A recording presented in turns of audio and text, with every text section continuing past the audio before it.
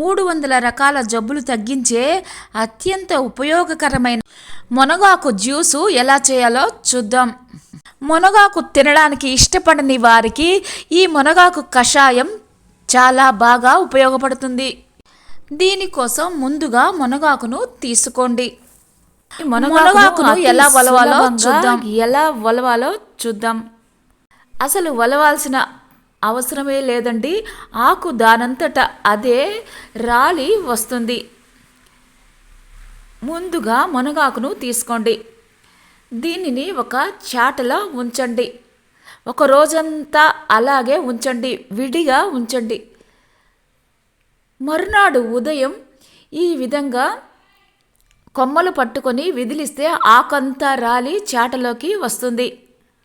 ఆకును వలవాల్సిన అవసరమే ఉండదు. అక్కడక్కడ చిన్న చిన్న పుల్లలు ఉంటే మనం విడిగా తీసేయచ్చు. కషాయానికి కాబట్టి పుల్లలు ఉన్నా పర్వాలేదండి. ముందుగా ఒక గిన్నెలోకి 2 గ్లాసుల నీళ్లను తీసుకోండి. స్టవ్ వెలిగించి నీళ్లను పొయ్యి మీద పెట్టి బాగా మరిగించండి. ఈ విధంగా మరిగాక ముందుగా కడిగి శుభ్రం చేసుకున్న మునగాకును ఇందులో వేయండి. 10 నిమిషాల పాటు బాగా ఉడికించండి.